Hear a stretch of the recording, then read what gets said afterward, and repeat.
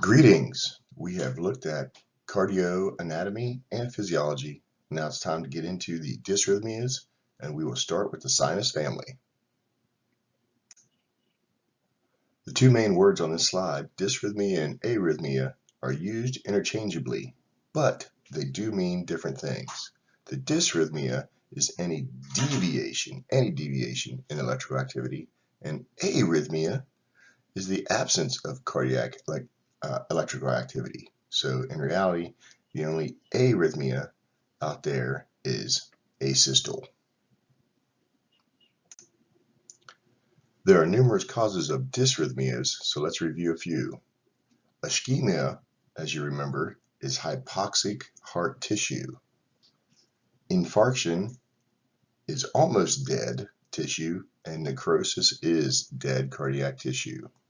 There can be imbalances of your sympathetic and parasympathetic nervous systems, distensions of your heart chambers, your atriums and your ventricles, blood gas abnormalities, and electrolyte imbalances. Remember, sodium, potassium, magnesium, chloride are all important, and also that calcium is also important to keeping the balance of your heart and that electrical activity.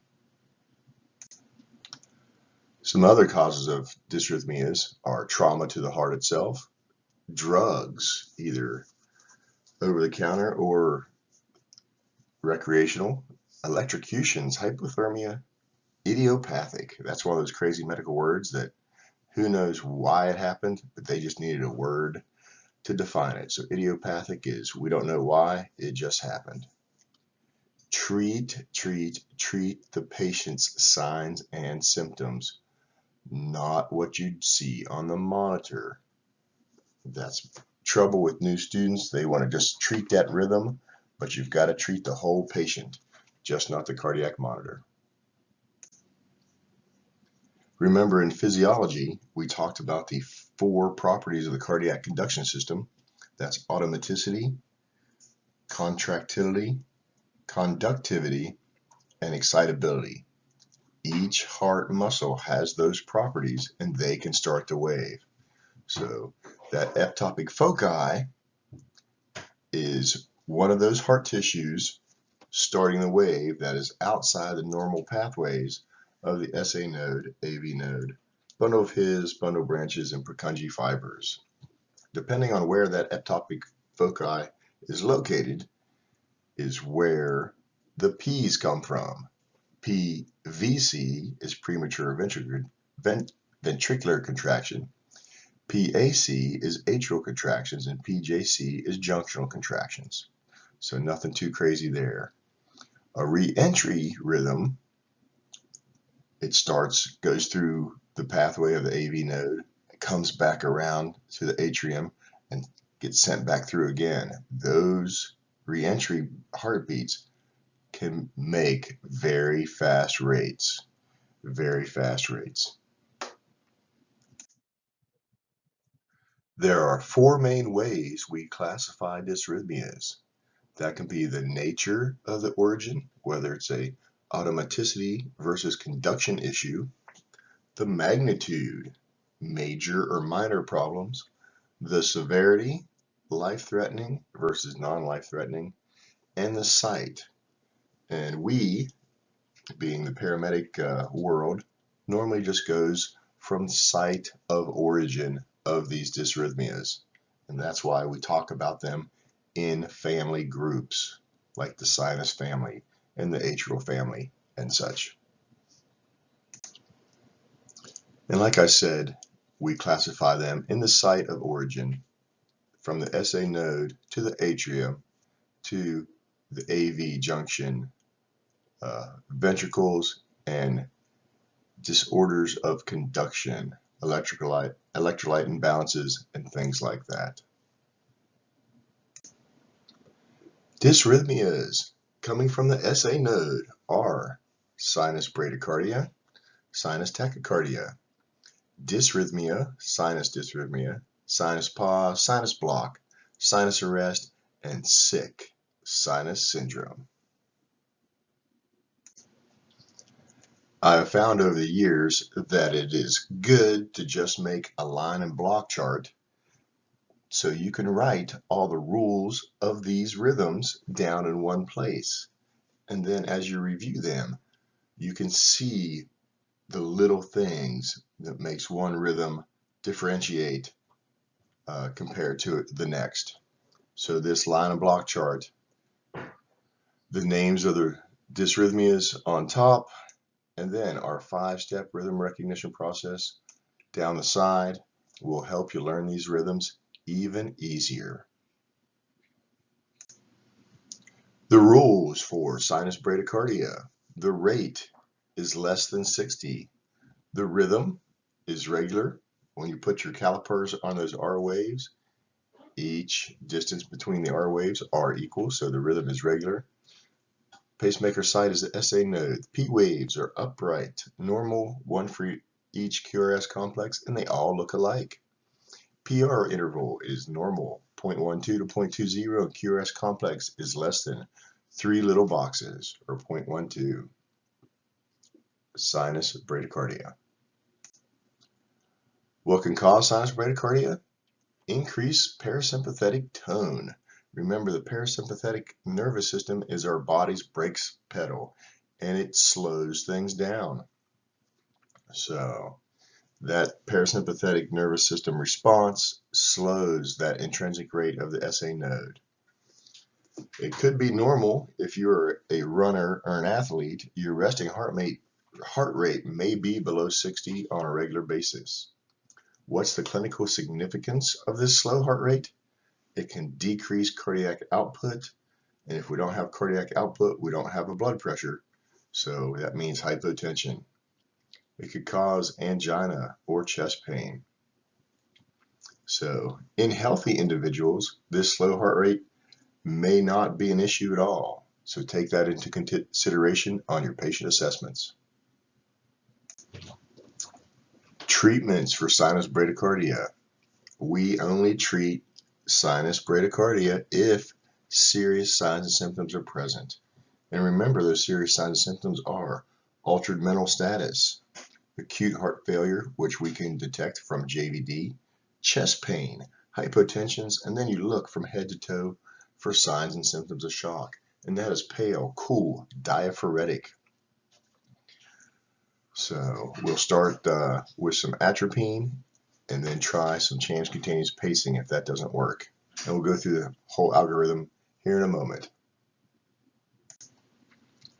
All right, let's take a look at the American Heart Association ACLS bradycardic algorithm.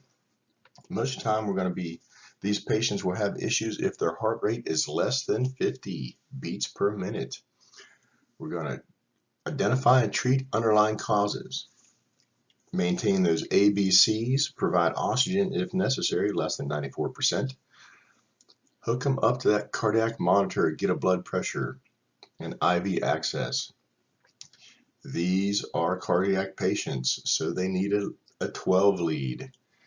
And then we're going to assess them for serious signs and symptoms, this big red shape in the middle of the page. Remember those baseball signs: altered mental status, acute heart failure, JVD, chest pain, hypotension, and signs and symptoms of shock. You look from head to toe for pale, cool, diaphoretic, because if they're diaphoretic, they're fixing to die. If they don't have any of those issues, guess what? We're just monitoring them and observing. If they do, then we start treating. We're going to start with atropine. Atropine, that's 0.5 milligrams every 3 to 5 minutes, up to 3 milligrams. That's your atropine sentence, so learn it just like that. Atropine, 0.5 milligrams every 3 to 5 minutes, up to 3 milligrams. If atropine is ineffective, we're going to try transcutaneous pacing. Everybody's been through our pacing lab, and you can find that PC and TC cardiac pacing video on YouTube also. 4 steps for setting up your pacer is pacer, rate, current, capture, pacer, rate, current, capture. Guess what? If you can't get capture, electrical or mechanical, we're going to try dopamine. The whole range of dopamine is 2 to 20 micrograms per kilogram per minute. And we'll talk more about dopamine in a couple slides. If dopamine is ineffective, then we're going to start an epi drip. And epinephrine is 2 to 10 micrograms per minute. It's more powerful than dopamine, so epi is not weight-based. It's 2 to 10 micrograms per minute. That's the start of the bradycardic algorithm. Atropine is our first medication in the bradycardic algorithm, and it blocks the parasympathetic nervous system. Remember that parasympathetic nervous system is the body's brake pedal. So atropine stops your body from stepping on the brake. So if the body can't step on the brake, then the heart rate's going to go up. It is that easy. So with symptomatic bradycardia, they have one of those serious signs symptoms. Remember your atropine sentence, 0.5 milligrams every 3 to 5 minutes up to 3 milligrams. Dopamine. Dopamine's our next drug we'll try. It's after trying to transcutaneous pace. Dopamine works on the alpha and beta receptors, Remember that alpha fish from the physiology. You grab the tails of the fish and you pull it and it vasoconstricts. Alpha deals with vasoconstriction. Your betas, remember we've got beta 1s and beta 2s. Beta 1s deal with one heart, beta 2s deal with 2 lungs. So that positive inotropic effect is the squeeze. I know squeeze my heart, yeah, I know squeeze my heart. I know squeeze my heart, yeah. Inotropic effect is the squeeze. Chronotropic is increasing that heart rate, and dromotropic is increasing that heart's electrical conduction. So remember, inotropic, dromotropic, and chronotropic. And these are dose dependent. The beta properties are stimulated with a dopamine dose between 5 and 10 micrograms per kilogram per minute. And we normally start that dopamine out at 5 mics per kilo per minute. If that range isn't working, then we're going to up the dose, get a little more squeeze inotropic property with those alphas, and that's achieved in the 10 to 20 micrograms per kilogram per minute range. Know your doses and what they can do. If dopamine's ineffective, we're going to start an epi drip. Remember that epi is 2 to 10 micrograms per kilogram per minute.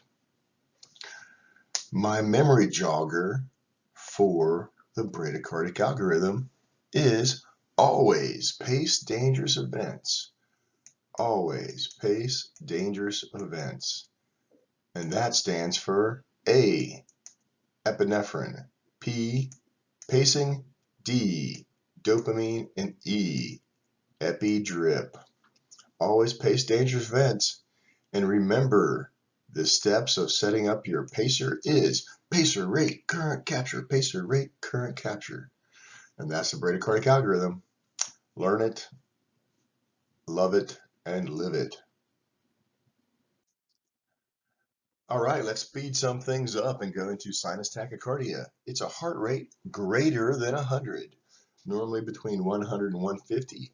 The rhythm is regular. You put your calipers on those R waves and they march right out in an equal distance. The pacemaker site is the SA node. The P waves are upright. There's one for each QRS. They all look alike and they are regular also. PR interval is normal, 0.12 to 0.20, and the QRS complex is less than 3 little boxes or 0.12. Is your definition for sinus tachycardia. Why in the world does sinus tach happen? Well, we have increased sympathetic tone. Remember, our sympathetic nervous system is our body's gas pedal, so we're speeding things up. Exercise can get you tachycardia, anxiety, fever, compensating for hypovolemic shock. Your heart not pumping effectively, anemia, hyperthyroidism. Remember, your thyroid is hooked to your metabolism. And if you have hyperthyroidism, your metabolism sped up and your heart beats faster. And then, of course, shock. As your heart rate starts to get over 140 beats a minute, it goes too fast to fill up effectively. And well, if your heart can't fill up, it can't have cardiac output. And if you don't have cardiac output, you don't have a blood pressure. Most of the time, when they're in this sinus tachycardia rate, that 100 to 150, it's one of those underlying causes. We're going to treat those underlying causes. Hypovolemia, anxiety, exercise, tell them to take a break, drink some water. Things like that. Figure out what's causing this fast heart rate, but a heart rate that's not really cardiac related. So pretty simple. Sinus tach between 100, 150, cause anxiety, shock, exercise, things like that. Figure out that cause and treat it. Treat it, and that it is your patient. Next is sinus dysrhythmia. Sinus dysrhythmia. If you look, the rate is in that normal intrinsic rate of the SA node, 60 to 100. The rhythm is irregular. Irregular, big thing here. Look at the distance of your R to R's. That's constant. That's constant. Hey, that's a little longer. That's a little longer. That's a little longer. But then we go back to that normal rhythm. So something odd's going on here. P waves are upright, normal, they are regular. There's one for each QRS and they all look the same. Your PR interval is also normal, 0.12 to 0.20, and QS complex is less than 3 little boxes or 0.12. Sinus dysrhythmia, often caused by somebody's respiratory cycle. They breathe in, that increased interthoracic pressure squeezes that heart a little bit, and it makes their heart rate slow down, and you get that irregular rhythm. You get that irregular rhythm. When they breathe in, when they exhale, it goes back to a normal beat. If the patient doesn't have any crazy serious signs and symptoms, things like that, we're typically not doing anything for them. We're just noting it. And if we're taking this person to the hospital for some type of treatment, we're going to pass that on in the patient handoff report. So sinus dysrhythmia, normally due to respiratory cycle and changes in your heart because of that increased interthoracic pressure. Nothing crazy here. Sinus pause. Stop right there. I've got to know right now. Oh, we're not singing this morning. Sorry about that. So, sinus pause. The rate is normal to slow.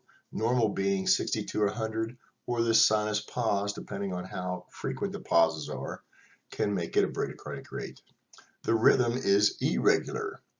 Look at your intervals. R to R interval, here to here, good. Here to here, good. And then hey, we should have another one, but it's not here. It skips a couple, or it pauses. The SA node pauses for a moment, making the rhythm irregular.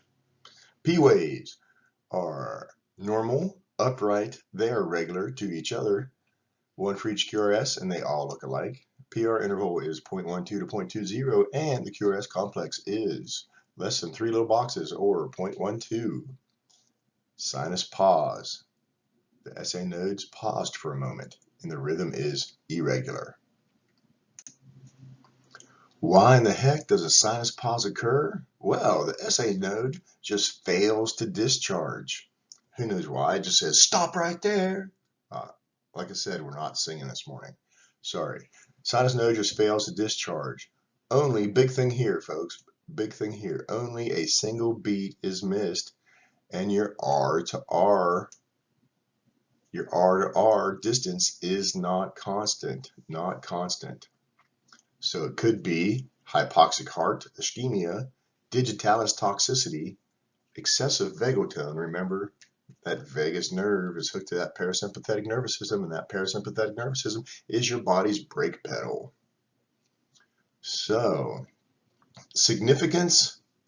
It just depends on how often it occurs, and it affects cardiac output.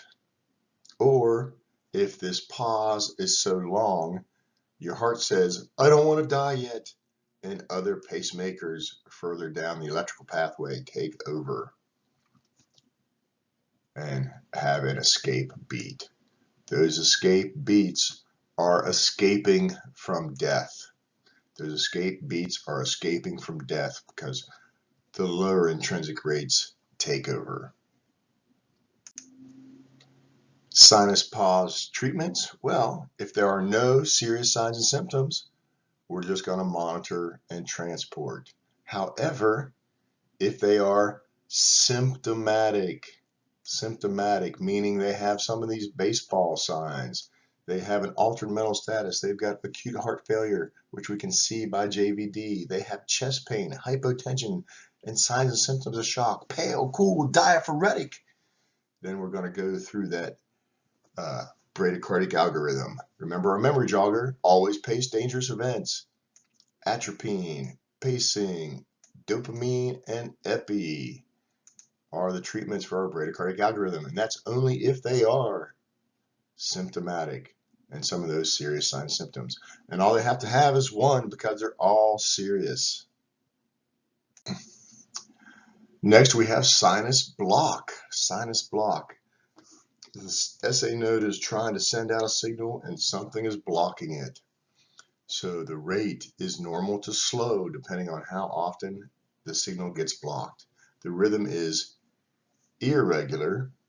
If you look at that R to R interval, regular, regular. We missed something. Here should be a beat. So something is odd about this one. It's irregular. P waves are normal, upright, one for each QRS. They all look alike. So P waves are good. PR interval is normal, 0.12 to 0.20, and the QRS complex is less than 3 little boxes or 0.12. That's your rules for sinus block. Irregular is one of the keys. Why does it occur? The sinus node fires on time. It's firing at that signal. Boom, boom, boom, boom. But it's like somebody slammed the exit door shut on them. Why does that exit door get closed?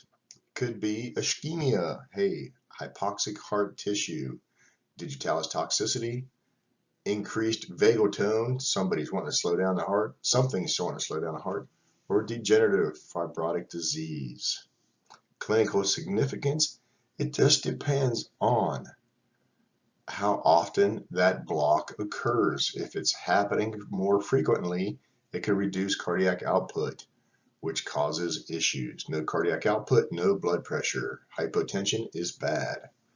Treatments, if the patient's asymptomatic, there's no serious signs and symptoms, we are observing and monitoring. If they are symptomatic and they're bradycardic, we're going to treat them with that bradycardic algorithm. Always pace dangerous events. Atropine, pacing, dopamine, epi. But remember, you're looking for those serious signs and symptoms. Altered mental status, acute heart failure, JVD, chest pain, hypotension, and signs and symptoms of shock. The SA node fires on a normal interval, but it's blocked. So your R to R intervals will be regular. However, they will miss that one beat. Oh, things are getting bad. We are now in sinus arrest. Holy crap, that's not good. So the heart rate is normal to slow depending on how often your SA node goes into arrest. Of course, the rhythm is irregular. We've got normal R to R, normal R to R, and then we miss a beat. Where's the beat? We miss a beat. And then this crazy thing here happens. This is called an escape beat. It's wide and ugly, so it's coming from your ventricles, and that prevents cardiac standstill. And that escape beat starts your SA node over so it can continue in a normal sequence. Let's look at the definitions of this rhythm. Heart rate, normal to slow. Rhythm is irregular. P waves are upright normal, one for each QRS, and they all look alike. PR interval is normal, 0.12 to 0.20, and the QRS complex is less than 3 little boxes, or 0.12. The escape beat escapes this sinus arrest from death. Dun, dun, dun. Basically, with this, your SA node just falls asleep for a little bit. It's not quite dead, it just falls asleep and fails to discharge for more than one beat. So 2, 3 before that escape beat takes over. Causes: hypoxic heart tissue, excessive vagotone, digitalis, toxicity, and degenerative fibrotic disease. You'll see this on all of these wonderful slides if you haven't figured that one out yet. SA node fails to discharge. Just takes a little happy nappy for a moment. Clinical significance: if it happens on a regular basis, we're going to decrease cardiac output, make the patient hypotensive, and they could have syncopal episodes. Prolonged episodes cause that escape rhythm to help us escape from death. Treatments: if they are asymptomatic, we are monitoring and observing them to the hospital. If they are symptomatic, they have one of the serious signs and symptoms: altered mental status, acute heart failure, JVD, chest pain, hypotension, signs and symptoms, shock. We're going to treat them with the bradycardic algorithm. Always pace dangerous events: atropine, pacing, dopamine, and epinephrine. And then I'm sure you're thinking about, what the heck are you doing here, Russ? The wiggles. I'm sure if you have kids, you've seen these things and wanted to poke your eye out. No, not really. They are kind of fun. However, you know that Jeff from the Wiggles always falls asleep. And that is what your SA node is doing here. Your SA node falls asleep and fails to discharge. So just like the guys wake Jeff up, wake up, Jeff! That's what this escape beat does. The escape beat says, wake up, SA node! And the SA node wakes up and starts beating in a normal rhythm once again. So just remember, with sinus arrest, the escape beat wakes up the SA node so it can beat normally. Sick Sinus Syndrome. Holy cow. Let's look at the definitions. The rate is extremely variable, meaning it goes from fast to slow to fast to slow. Just like this kid on the swing on the slide. This movement from fast to slow and back again makes the rhythm irregular. P waves, however, are upright normal. There's one for each QRS, and they all look alike. PR intervals stay normal, 0.12 to 0.20, and the QRS complexes are still normal at less than 3 little boxes, or 0.12. The big thing here is the rate is extremely variable, swings from fast to slow and back again, making this rhythm irregular. What in the world causes this crazy swing of sick sinus syndrome? A combination of dysrhythmia is a combination of bradycardia, tachycardia. That sinus node is diseased or hypoxic, which is ischemic. The whole heart could have ischemia, digitalis toxicity, or fibrotic disease. Clinical significance, well, guess what? It could compromise cardiac output. And if we don't have cardiac output, we don't have blood pressure. And that's one of our serious signs and symptoms. If it gets bad enough and goes slow enough, escape beats may escape your heart from death. So that could occur. Treatments. If they are asymptomatic, monitor and observe. If they are bradycardic and they're symptomatic, one of the serious signs and symptoms, altered mental status, acute heart failure, JVD, chest pain, hypotension, signs and symptoms of shock, pale, cool, diaphoretic. We're treating that bradycardic algorithm. Always pace dangerous events. Atropine, pacing, dopamine, and epi. It is that easy. All right, you've heard this in several presentations, digitalis toxicity. It comes from digoxin, which is made from the digitalis plant. See that pretty flower at the bottom of the page? That's a digitalis plant. Actions of digoxin.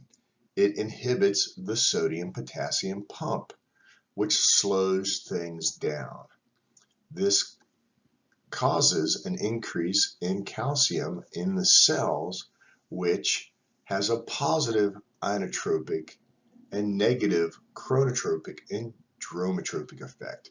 Remember, positive inotropic helps with the squeeze of the heart, increasing that blood pressure, the squeeze.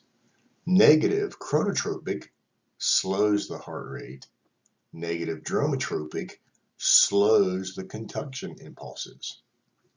It's used in congestive heart failure, so we can squeeze the fluid out of that heart, and AFib and aflutter, because in those, the rhythms are usually fast and wanting to slow down that chronotropic effects.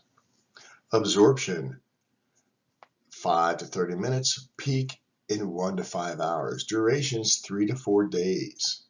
It's eliminated through your kidneys, and it can cause hypo-K, which is potassium, calcium, and magnesium. So, digitalis toxicity. Now you know what the heck I'm talking about when this can be a cause of various rhythms.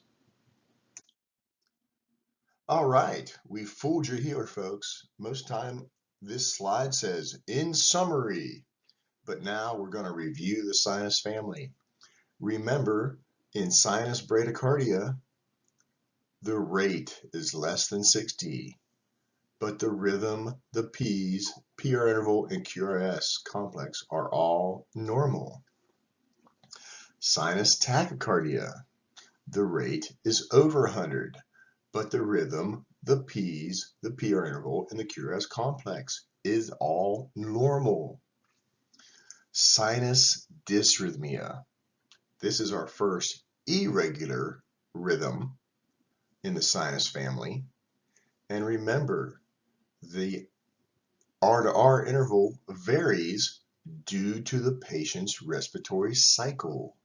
Sinus dysrhythmia deals with the respiratory cycle. They breathe in, increase intrathoracic pressure, slows that heart just a little bit. They exhale, and that pace goes back to normal.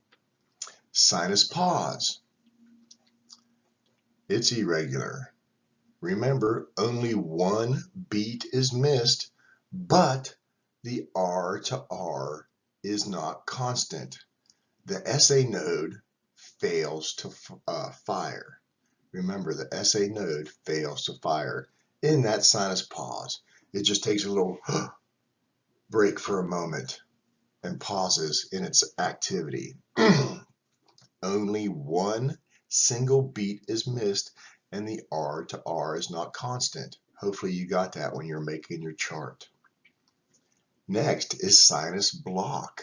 Sinus block. The SA node is sending signals, boom, boom, boom, boom, but the signal gets blocked because that exit door closes. The R to R interval is constant. The R to R interval is constant, but the SA node exit door closes so the signal doesn't get out. Did you guys catch that? Sinus pause, R to R interval is not constant.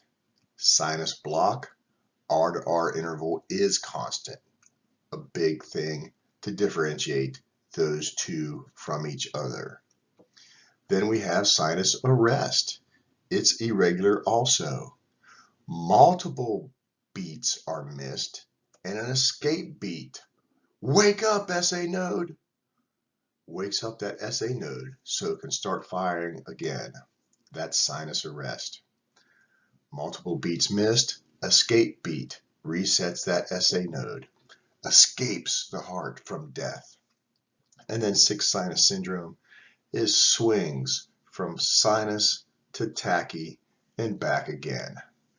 Hope you enjoyed this presentation on the sinus family of rhythms. Stay tuned for next atrial rhythms. Have a good day.